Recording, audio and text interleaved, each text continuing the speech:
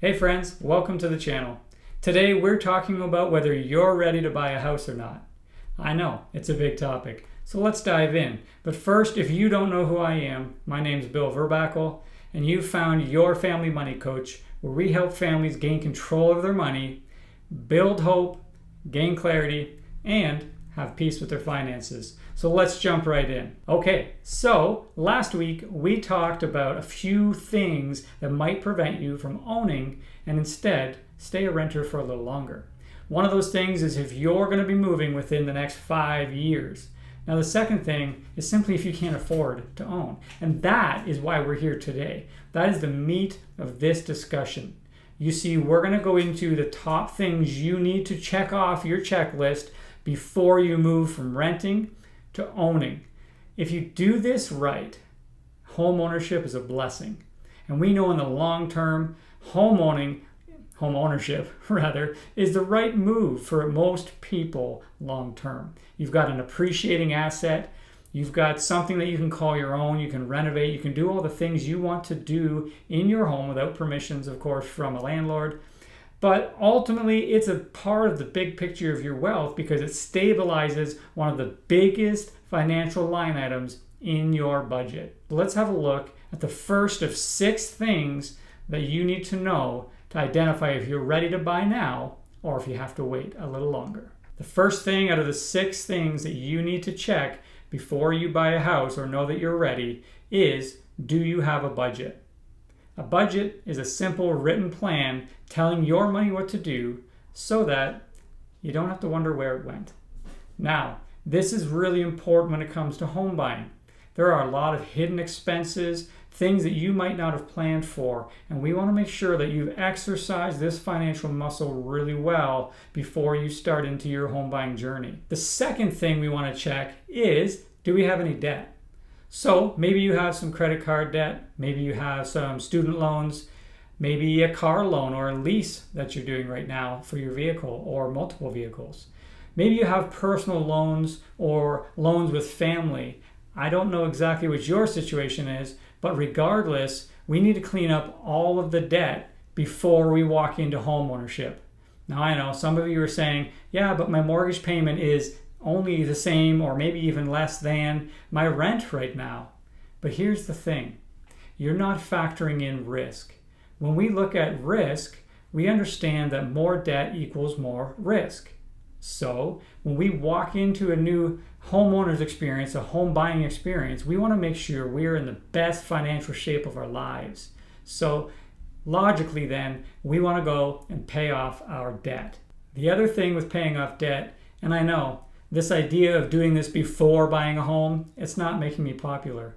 But the truth is, I don't really care. Because what I do care about is you having a successful home buying experience, not one that leaves you feeling like you're in a nightmare instead of a dream home.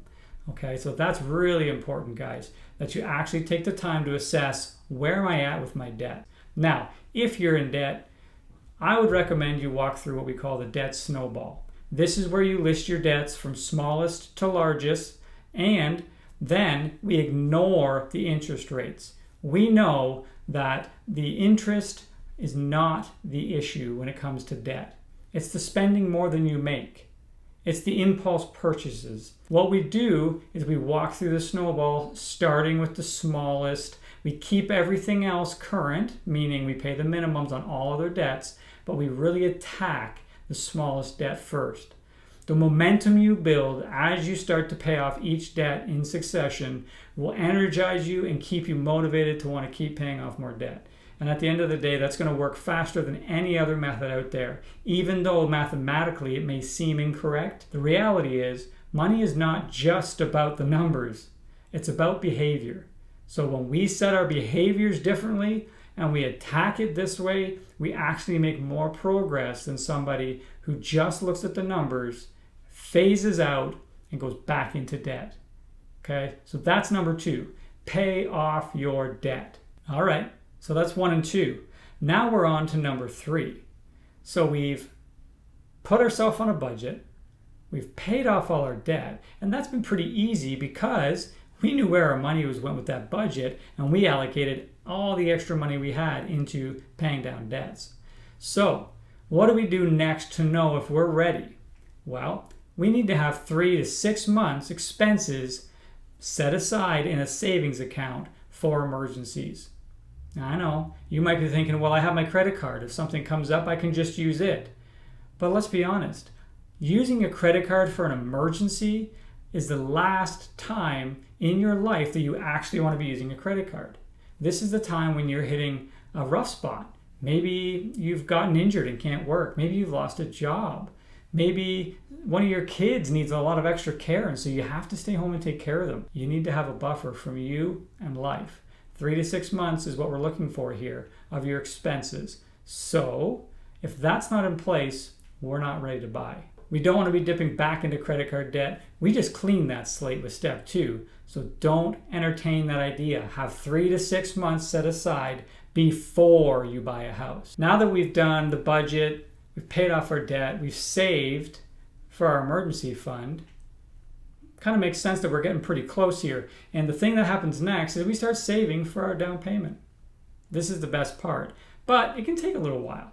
So you got to really focus in on this goal. If home ownership is important to you, you got to make sure that you're keeping that budget tight.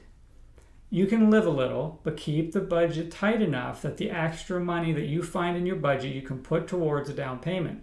The faster you build your down payment, the sooner you're into a house. And I know you're thinking, I've got this nice nest egg of 3 to 6 months over here for emergencies. Why can't I just use some of that? Well, we already talked about it, but the answer is no. I'll say it again. Don't touch the emergency fund. Buying a house is not an emergency. It just isn't. So how much money do we actually need to save for a down payment? Well, this is going to depend on your income. It's going to depend on the area that you want to move into and how expensive the homes are. Ideally, if you can get up to 20%, that's going to be great because you'll eliminate the need for private mortgage insurance, PMI. This is insurance for the bank or the lender, not for you, but you're paying it anyways. So if you can avoid it, it's great. First-time home buyers, you might decide that you don't want to quite get to that 20% mark because you just like to move forward faster. What we're looking for, though, is to make sure that we have a big enough down payment that our overall housing isn't higher than 25 to 30% of our take-home pay. That's after taxes. So you can use a mortgage calculator to look at how much of a down payment you think you want. Then, of course, you're going to have what the overall house price is, and it's going to tell you what your monthly payment is. Now, I want you to take that number and evaluate whether it's between 25 to 30% of your take-home pay. If it's higher than 30%, it's a no-go. You're not ready. If we breach that, what you'll find is you have to continue to cut back at a level you don't want to, and it slows down the overall wealth building journey because you're not able to put those funds towards other things like long-term investing.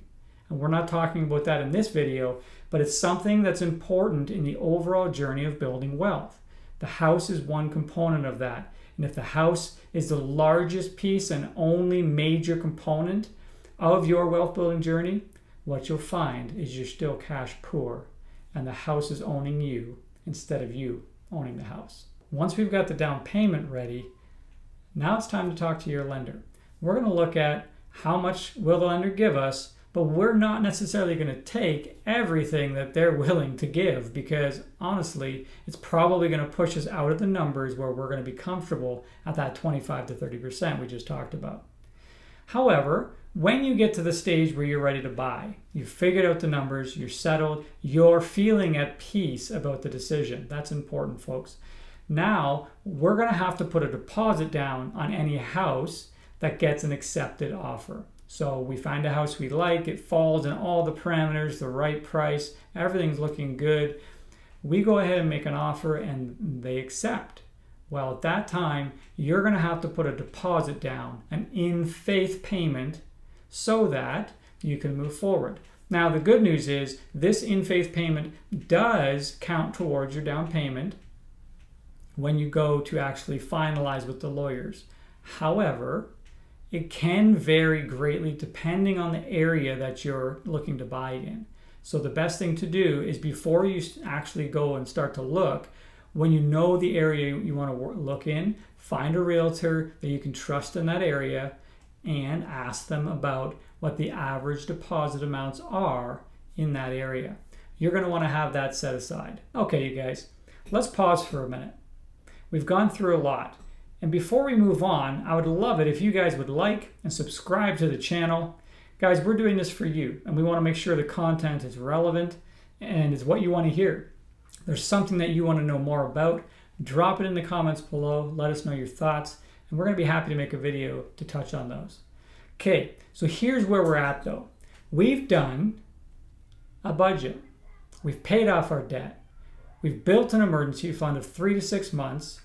We've saved for our down payment, but there's a few more steps. We need to consider closing costs. Now, closing costs usually are going to come in around 1 to 2% of the overall purchase price of the house. That's not going to be linear. If you had like a $10 million house, I don't see how you're going to pay 1 to 2% on that. But best thing to do is check with your lawyer and your real estate agent for the area you're buying in, including considering what the house price is, because that's going to matter what you're buying, and they'll be able to give you a rough figure. They're going to have that idea. Even if you're using a mortgage broker or something and have had some conversations, they should be able to help you with that also. We want to have this money saved before you actually put in an offer and buy a house. What is it covering? Well, it's going to cover your lawyer fees. It's going to cover title insurance. It's going to cover the taxes on PMI insurance if you had to get it. So if you had the private mortgage insurance, you therefore have to pay the taxes on that. That's going to be there. You're going to want to do a home inspection before you finish the deal. And so we want to make sure we've got the money set aside for that. And some lenders even require us to have an appraisal done on the house. So this, if it can't be avoided, it's going to be a cost that you have to pay as the buyer. All right, so that's our closing costs. And I'm pretty sure you can guess what's coming next, but just in case, it's the moving cost. I mean, we did just talk about how to buy a house, and so at this point, if you've gotten all the way through the steps and you're feeling good and you've got your checklist going, which by the way, checklist, link in the description, this is all going to be set up for you so you can just walk right through with some helpful tips on each one, okay? So get your checklist if you're looking to start this process. If you're already partway through, that's fine too. Check off to where you are. Anyway, I'll move on. Okay, we're getting close, guys. We've come to number 6, moving your stuff. Yeah, that's right. Moving actually costs money too. So to physically move your things from one location to another, whether that's across town or across the country, it's going to cost you money. So depending on what you're doing, obviously it's going to change the cost. If you're moving further away, it's going to cost more money. The thing to be considering here is, what do I need to save up for? The things like boxes, U-Haul rentals, and pickup trucks, and moving people if that's what you choose to do, to hire someone to come move your stuff for you. You're looking at boxes, tape. You're looking at saran wrap and like the big saran wrap for furniture. You're looking at bubble wrap. You have all the different pieces. And that's not even to mention the fact that you've got utilities, hydro, all your services to get hooked up in the new location. So if you are moving cities, there's a really good chance you'll have to pay a deposit on those different utilities when you move. Okay, again, you do want those set up in advance, but you might have to pay a deposit depending, especially if you're moving to a brand new area.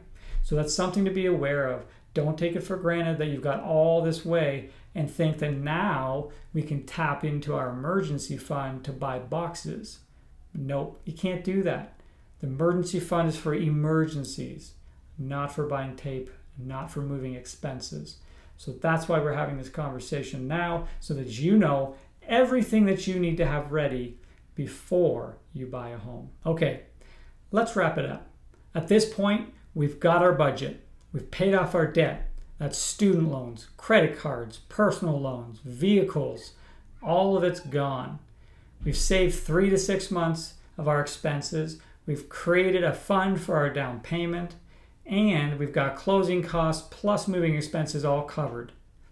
Remember, this is the single largest transaction likely of your life.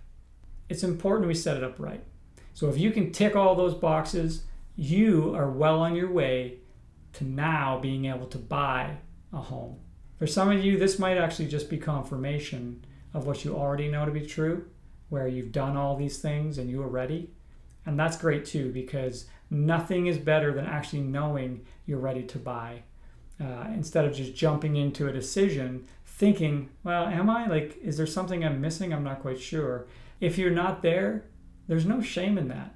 Knowing where you are in the process allows you to get focused, intentional, and use an intensity to get to your goals. Now, I didn't mention this before, but if you're married, this has to be a joint goal. We're not doing this on two separate tracks as married people. Married people are one. So if you're married, make sure you're having these conversations well in advance. Guys, thank you so much for hanging out with us today as we walk through the 6 steps to know that you're ready to buy a house. And I'm certain if you do all of them, you will be so much better off than if you ignore everything I just said and go buy a house anyways.